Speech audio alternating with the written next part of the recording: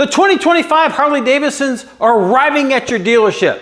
You've probably seen some videos like that already, and you're gonna see a ton more. Guys, my name is Rick, and this is the HDVIBE channel. Today's video is not gonna be like that. This is gonna be very different. I'm gonna tell you everything you need to know about the 2025 models that are showing up at your dealerships and probably haven't shown up at dealerships yet in about 60 seconds or less. And I'm also gonna talk about a part that is even on the 2025s that dates back all the way, I think, to 1988 that will leave your bike very vulnerable, and I'm gonna show you the solution to fix it. And we'll get into it right after this.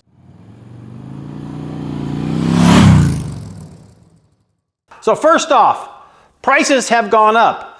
On the touring bikes, by as much as almost $2,000 depending on the paint schemes. Point two, the touring bikes have come out, the street glides and the road glides. Paint colors have changed. Surprise, surprise. Some of them are even the same, but now you can get Ghost Flames for a big upgrade in your price. Number three, the Pan America, the Cruisers, and the Sport bikes have not been released on the website. Why is that? Well, there's gonna be changes. I just saw a picture of the Pan America. It shows a 1250 emblem on there. What that tells me is the Pan America is probably gonna come out with the 975. So lastly, where you can get all this information without having to watch all these videos about stuff that is readily available. Go to the Harley Davidson website and click on 2025 bikes, and you can see everything you need to know, what trims, chrome, black, what colors, what the prices are, and all of that. So, guys, I hope that was under 60 seconds. I think it was. That's everything you need to know about the new bikes that are rolling into dealerships now. And oh, one more thing. They're gonna release all the other bikes on January 25th, 2025. So now, let's get to the part of the video which I think is really interesting that nobody else is probably going to be talking about, and that's a component on these bikes that could leave you very vulnerable. And let me show you what that part is now. We're going to come down here on the 2021 Road Glide Special. This is also the case on my 2023 Street Glide ST, but not the case on the 2021 CVO, and I'll show you the difference. But here is a very vulnerable part that most people still have on their bikes, and it's just shift linkage. This Harley Davidson shift linkage has been put on these bikes, I believe, since around 1988, and they are very vulnerable, and I will show you the critical wear element on these that could cause you to get stranded if you don't make a change. But before I do that, I'm going to show you the difference between this one and what we have over on the 2021 CVO Street Glide. Okay, we've moved over to the 2021 CVO Street Glide, and let me show you the difference. So you can see this is the shift linkage that's on that bike, and you can see this is all chrome polished. The other one is aluminum kind of brushed. It comes into the shift lever, both in the front and the rear, a little bit different. And well, this is a nice upgrade that you can get on the CVO, but if you get a CVO, you're gonna spend what, $10,000, $15,000 more to get a shift linkage that actually is good quality. We moved over to the 2023 Street Glide ST, and as you can see, same aluminum shift linkage that is over on the Road Glide. What I'm gonna do is show you what you can do to replace it, and Harley Davidson has this solution that'll cost you $150. Well, in my mind, this is not worth $150 change, and I'm gonna show you something that I'm changing for, well, under 20 bucks.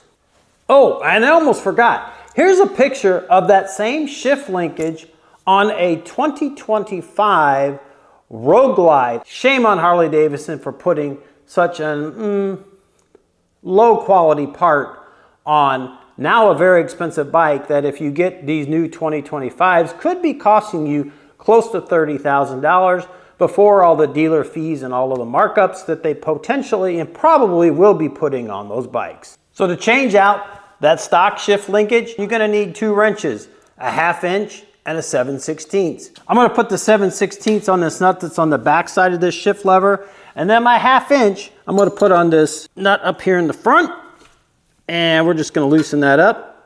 We got the nut off, and then that will free up the front part of the shift linkage and allow that lever to go down. So switching to the back part of that shift linkage, you're just going to need the 7/16, and there's just one nut on that. Be careful of these fins. They're very, very sharp.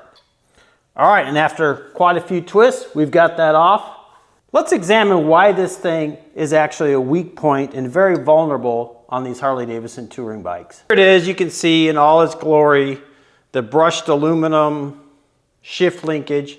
And here's where the critical wear point is right here. You can see this rotates on this ball joint and has a rubber gasket in there to protect it. This over time can wear very easily, and it also can create a little bit of slop in your shifting because this is so flexible and you have the same flex on the back end of this. Does that look pretty darn similar to the Harley Davidson version? Again, billet aluminum, has black, has the chrome, has these on the ends to hook into your levers. The only thing it doesn't have is a Harley Davidson emblem. I paid around $15 delivered to my house for this one.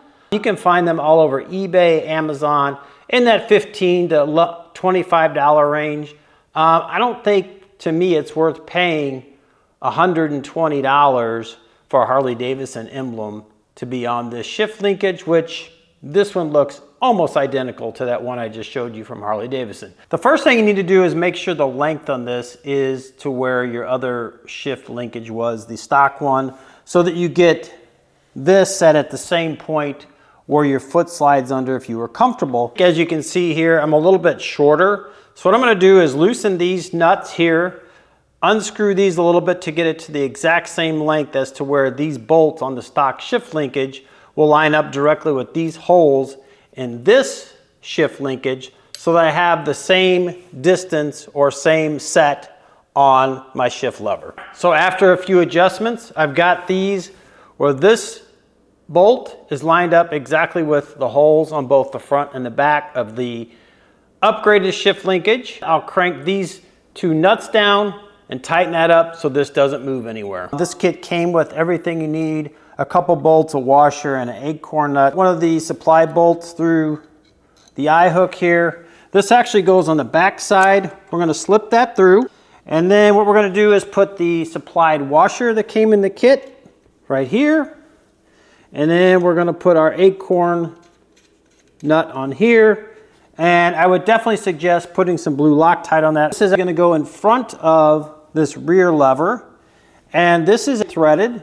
So we're gonna slip the supplied bolt through there, put a little blue Loctite on that as well, and then we'll just go ahead and thread that in. For under $25, anywhere you can find them on Amazon or eBay, I would never spend $150 on the Harley Davidson version that looks almost identical and will perform identical to this. The only difference being it doesn't have this bar and shield down here. If you like this video, give it a thumbs up, share this with your friends, subscribe to the channel. If you want to learn more about that Kraus Easy Shift, go check out this video. Also check out this playlist to save yourself some money on installations. And don't forget to go right up here and subscribe to the channel.